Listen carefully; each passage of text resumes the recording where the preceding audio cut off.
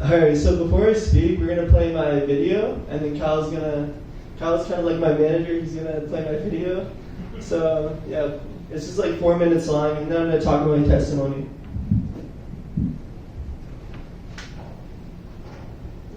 Full screen it.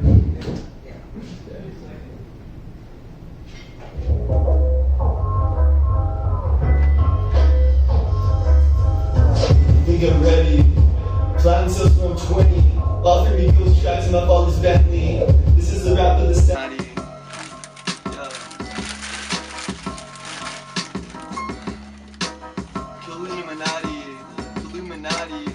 Illuminati. I don't want to be famous. But can set me free. He's made it clear he's gonna listen to me.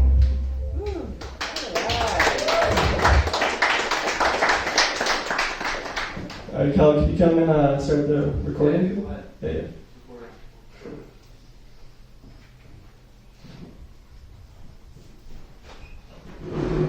Yeah, thanks guys for watching that. Like, I made that video in the summer, and it really opened up a lot of doors for me. Like, I spoke here in October last month. It was really cool. Are we good, Kyle? Mm-hmm. Okay. So yeah, like my story is pretty similar to Cody's because I started drugs at 14 years old. So he started at 12, I started at 14, but it's kind of similar. So I was selling drugs in my high school. I was using like every day, and I started in college. I started using like harder stuff.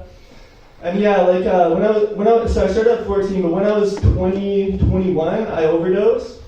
And I remember like I felt like my life leaving my body, and I said, God, if you're real, please just save my life this one time, and I will live the rest of my life for you.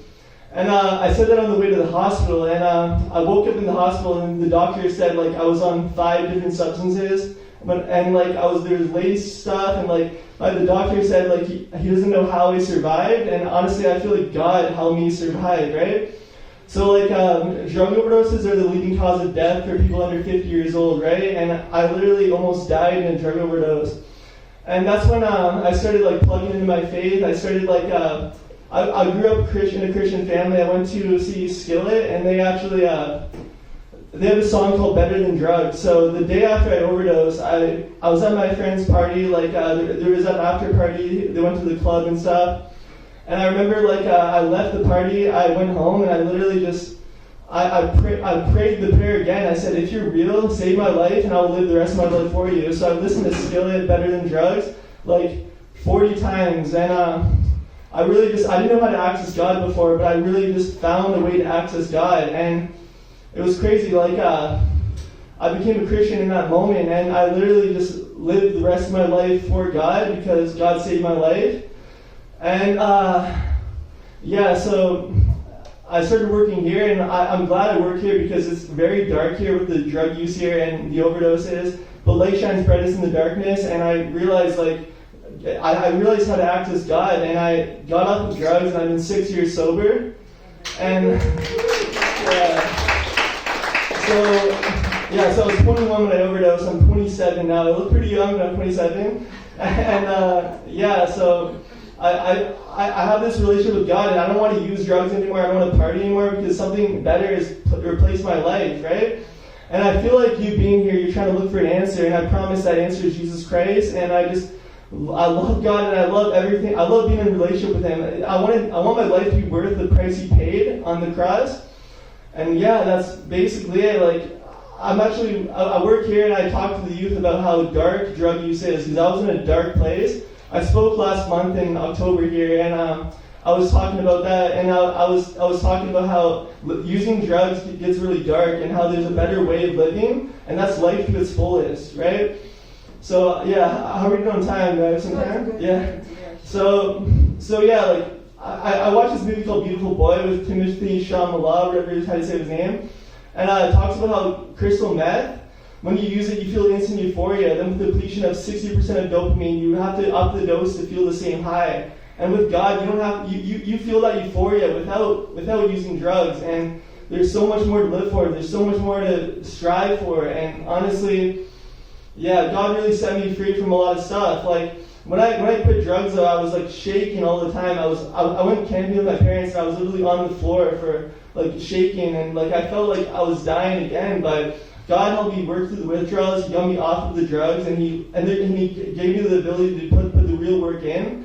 And God really saved me from the drugs. I used the real work, and it really just changed my outlook on life, changed my purpose for life. And now working as a youth support worker, I could help youth who are also in that place where I was, and I could live a life for God. So, yeah.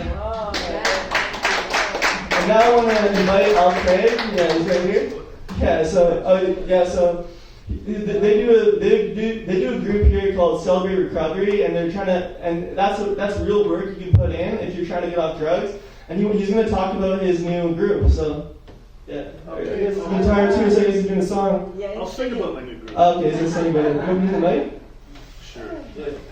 You're okay. You know, I just want to say I'm very proud of both my kids. My daughter's right over there, and this is my son, Nathan Shannon, over there. These guys are... Whoa, where'd that emotion come from?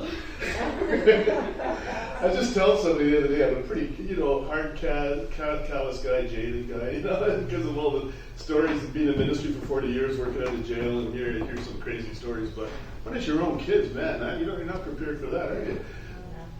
But yeah, I'm very proud of that story. And Nathan, I just want to say real quickly, I remember about, how old are you now? 27. Wow. When Nathan was a baby, and I took Shannon and Nathan, I was the youth speaker at a camp up north. And at the camp, this guy came up to me. I'm kind of skeptical of prophecies, by the way. But this guy came up to me and said, your kids are going to be afflicted and hurt and all this stuff. And it really didn't resonate with me, but it freaked me out. And I'm walking about 3 in the morning and just kind of praying to God because I couldn't sleep. And this guy, he was the caretaker of the camp, and he came out of nowhere at 3 in the morning. Why he was up at that time, I don't know. And he just said to me, actually, because I thought my son, who was a baby at the time, was going to die. And because of that prophecy, and this guy came up to me out of nowhere and said, actually, your son's going to exceed you in ministry. So I'm now starting to see it happen. I was skeptical for a while, but now I'm starting to see it happen, and I'm thankful for that. Yeah, thanks, Nathan, for asking me. I forgot you were going to ask me about that recovery group. Yeah. No, that's good. I'll say it real quick. We started a recovery group because we've had, as Nathan has already said, we've seen so many overdoses here at the Rock that we started a recovery group here. And we're now in our 3rd week, and we've had some major hardcore guys come to that group and be part of it. So God's got a plan for people that are in addiction, and He provides the way of escape, as it says. No temptation, but He provides a way of escape, right? Yes. So. Yeah, I just want to leave with one more thing. So, light shines brightest in the darkness, and this is a dark place, and there's literally people coming to God and gathering and coming to the support group. And it's amazing like how people are coming out of drug addiction, because this place saved my life with drugs too, because when I got off of drugs, I realized like, I gotta come volunteer here and then work with the youth and try to turn my addiction into something positive.